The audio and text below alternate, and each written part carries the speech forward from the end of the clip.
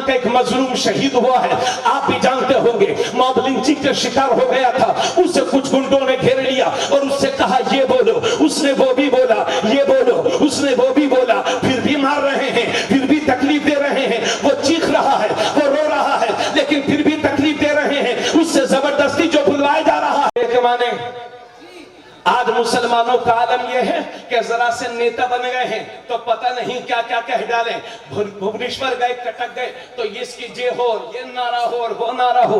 ارے بھارت کا سنویدھان ہم سے یہ کہتا ہے اور ہمیں اجازت دیتا ہے بھارت کا سنویدھان کہ ہم جس مذہب کو چاہے اختیار کریں، جس کتاب پر چاہے عمل کریں۔ الحمدللہ مسلمانوں نے یہ فیصلہ کر لیا ہے کہ ہمارا مذہب ہے اسلام اور ہمارے نبی اللہ کے آخری نبی ہیں، تو ہمارا دین ہمیں یہ اجازت دیتا ہے اور ہندوستان کا قانون بھی اس بات کی اجازت دیتا ہے کہ ہم اپنے دین پر مضبوطی سے قائم رہیں، اپنے مذہب پر مضبوطی سے قائم رہیں، مگر ہم دیکھ رہے ہیں اپنے بچوں کو ہم دیکھ رہے ہیں غیر شرعی کام کر رہے ہیں اور زبان سے وہ سب بولنے کے لیے تیار ہیں جو ایمان کا جنازہ نکال دیتا ہے۔ معاف کریے گا، مجھے سمجھتے رہیے میری بات کو، عرض یہ کر رہا ہوں آج کے دور میں سب سے زیادہ ضرورت اس بات کی ہے کہ ہم اپنے بچوں کا ایمان محفوظ کریں، اپنے بچوں کو دینی تعلیم سکھائیں۔ اب ذرا غور کیجئے، یہی جھارکھنڈ ہے، اسی جھارکھنڈ کی زمین پر 2-3 سال پہلے تبریز انصاری نام کا ایک مظلوم شہید ہوا ہے،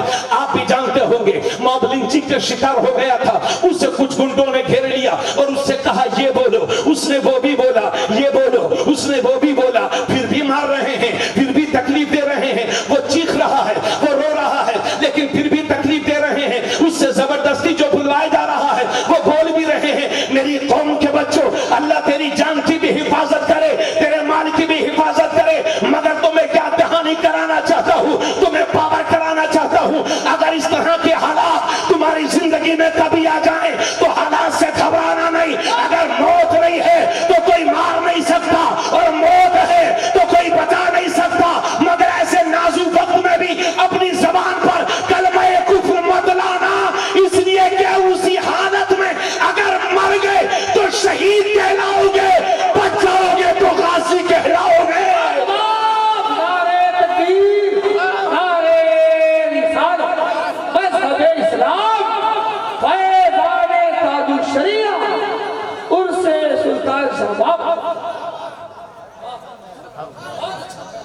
ہاتھ میں کڑا پہن کے گھومتے ہو،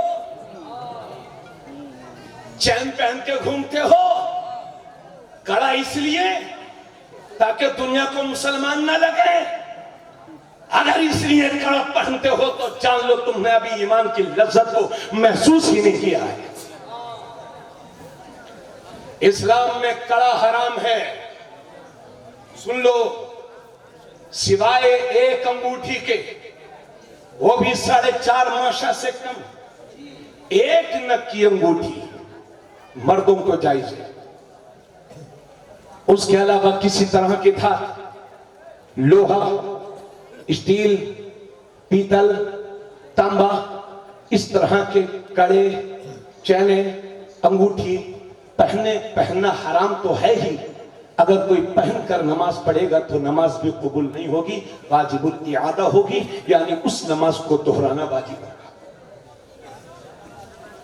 اگر جلسے میں آئے ہو تو نوجوانوں آج ہی اپنے ہاتھوں سے نکال لو اور ابھی نکال لو، اور حضرت سلطان شاہ کو گواہ بنا لو کہ حضور والا آپ کے جلسے میں آئے ہیں تو کچھ لے کر دیں۔ بہت اچھا پیغام، بات سمجھ گئے؟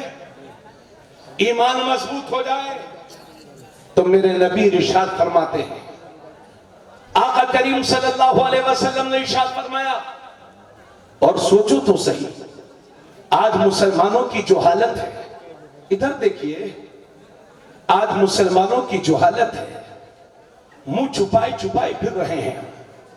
جس اتر پردیش سے میں آتا ہوں حالات بڑے نازک ہیں، آج ہر آدمی ہم کو گری ہوئی نظر سے دیکھتا ہے، آج ہم اپنا نام صحیح سے بتانے کے کہیں قابل ہمیں نہ رکھنے کی کوشش کی گئی ہے، ہماری طرف شر کی نگاہیں عام ہوتی جا رہی ہے۔ لیکن میری قوم کے نوجوانوں اور ذمہ داروں، ان حالات سے آپ کو گھبرانا نہیں ہے، آپ کو سچا پکا مسلمان بن کے دکھانا ہے۔ آپ کے کاندھوں پر یہ ذمہ داری ہے کہ اب بہتر مسلمان بن جائے. اب کوئی ہمارا قرآن نہیں پڑھے گا, اب کوئی ہماری حدیث نہیں پڑھتا, کیونکہ لوگ, دنیا کے لوگ ہمارے برے اعمال دیکھتے ہیں تو وہ اسلام سے بھی متنفر ہو جاتے ہیں, قرآن سے بھی نفرت کرنے لگتے ہیں, حدیث سے بھی نفرت کرنے لگتے ہیں. اس لیے میری قوم کے ذمہ داروں, نوجوانوں, تمہارے کاندھوں پر اب بہت بڑی ذمہ داری آ گئی ہے. اللہ نے جو زندگی دی ہے اس کو اسلام کے لیے خرچ کر لو, اسلام کے ساتھ مرو, اسلام کے ساتھ جیو. یہ تمہارا مشن ہونا چاہیے. یاد رکھیے, آج ہمارے یہ کاندھوں پر ذمہ داری ہے کہ ہم اپنے کھوئے ہوئے وقار کو حاصل کریں. ایک زمانہ وہ تھا لوگ داڑیوں والوں سے سودا خریدتے تھے کیونکہ وہ جانتے تھے یہ مسلمان ہے, کم نہیں تولے گا. ایک وہ زمانہ تھا کہ لوگ مسلمانوں کے ساتھ تجارت کرتے تھے اور تجارت میں شریک رہتے تھے کیونکہ انہیں بھروسہ تھا یہ مسلمان ہے, ہمیں دھوکہ نہیں دے گا.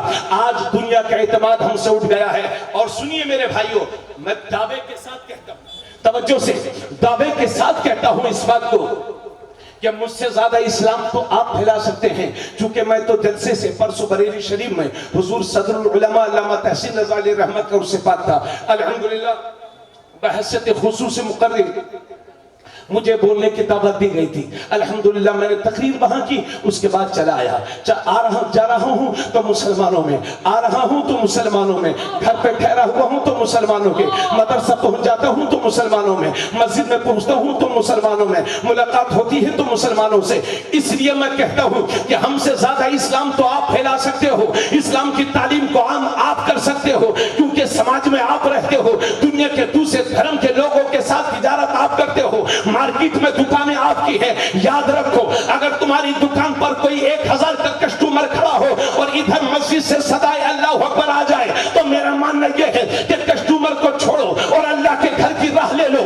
اگر وہ 1000 تمہارے نصیب میں ہے تو دنیا کی کوئی طاقت تم سے چھین نہیں سکتی, اور تمہارے نصیب میں نہیں ہے تو تم کو مل نہیں سکتا. مگر دنیا کو پتہ چل جائے گا کہ اسلام میں نماز کتنی زیادہ ضروری ہے. یہی تو میں کہہ رہا ہوں, ایسے مسلمان بن جاؤ جب کسی سے وعدہ کرو تو وعدہ خلافی نہ کرو بلکہ وعدے کو وفا کرو. جب بولو تو لگے مسلمان بول رہا ہے, جب چلو تو لگے مسلمان چل رہا ہے, جب بولو تو پیار کی بولی بولو, جب چلو تو محبت سے چلو, جب کھاؤ تو لگے دنیا کو ان کے نبی ایسے کھاتے تھے, جب پیو تو ایسے پیو تاکہ دنیا کو لگے ان کے نبی ایسے پیتے تھے. یاد رکھو, جس دن ہمارا یہ لائف اسٹائل ہو جائے گا تو دنیا یہ سوچنے پر مجبور ہو جائے گی کہ جب مسلمان اتنا اچھا ہے تو ان مسلمانوں کا امام کتنا اچھا ہوگا.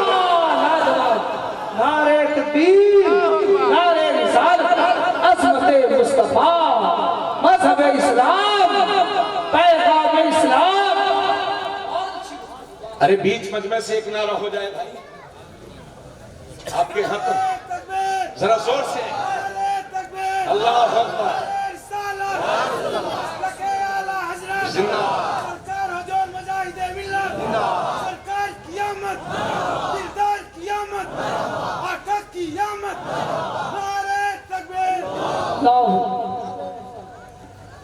اب ذرا ہوش سنبھال کے بیٹھیے. اگر ہمارے یہ اسلم بھائی ہیں, ان سے جب سے یہاں آیا ہوں تب سے میری بات چیت ہوا سلام ہوتی رہتی. مہینوں پہلے اس جلسے کی تاریخ ہمیں بتاتے ہیں. اس نوجوان کمیٹی کا دل کہتا ہے گہرائیوں سے شکریہ ادا کرتا ہوں, بڑا معقول انتظام, اچھا انتظام کرتے ہیں. اگر یہ مجھ سے کہنے لگے کہ حضرت 10 منٹ اور بول دیجئے, میں ان کی بات کو نہ سنوں تو پھر کہیں گے حضرت 10 منٹ اور بول دیجئے, پھر بھی نہ سنوں. انہیں لگے گا شاید حضرت سن نہیں پائے, پھر تیز آواز میں کہیں گے ارے حضرت 10 منٹ اور بول دیجئے, پھر بھی میں نہ سنوں. یقیناً یہ ناراض ہو جائیں گے, اور ایسے ناراض ہوں گے کہ زندگی میں کبھی فرمائش بھی نہیں کریں گے, اور نہ شاید مجھے زندگی میں کبھی مدعو کریں گے. تو اگر میں ان کا کہنا نہ مانوں تو یہ مجھ سے ناراض ہو جائیں. مسلمانوں, میرے رب نے نماز کا ذکر قرآن میں 700 بار کیا ہے, پھر بھی ہم اپنے رب کی نہیں مانتے تو ہمارا رب ناراض ہوگا کہ نہیں؟ آج مسلمانوں پر یہ جتنی آفت آئی ہے اس کی واحد وجہ ہے میرے رب کی رحمت روٹھی ہوئی ہے. اپنے ناراض رب کو راضی کر لو. इन बिल्डिंगों पे इतराने वालों, पैसे पे घमंड करने वालों, तुर्की और मुल्क शाम का हाल नहीं देख रहे हो? अल्लाह के डर से डरो, घमंड ना करो, अल्लाह के बंदों पर जुल्म ना करो। बोलो तो प्यार से बोलो। दुनिया की दूसरी कौमों को भी इस्लामी अहकाम बताओ, इस्लामी भलाइयां बताओ। हजरत, मेरे नबी इरशाद फरमाते हैं, ए मुसलमानों, जब तुम्हारे बच्चे 7 वर्ष के हो जाएं तो उन्हें नमाज का हुक्म करो। तवज्जो चाहूंगा। आप हजरत बिल्कुल मुतमईन बैठे ना, भागेंगे तो नहीं? थोड़ा तवज्जो चाहूंगा अल्लाह के रजा के लिए। हो सकता है आपकी मौजूदगी से मुझे बोलने का हौसला मिले। नबी इरशाद फरमाते हैं, जब तुम्हारे बच्चे 7 वर्ष के हो जाएं तो उन्हें नात और मुशायरे के लिए MJ मीडिया न्यूज़ को सब्सक्राइब करें और इस बेल आइकन को दबाएं ताकि वीडियोस देख सकें आप सबसे पहले।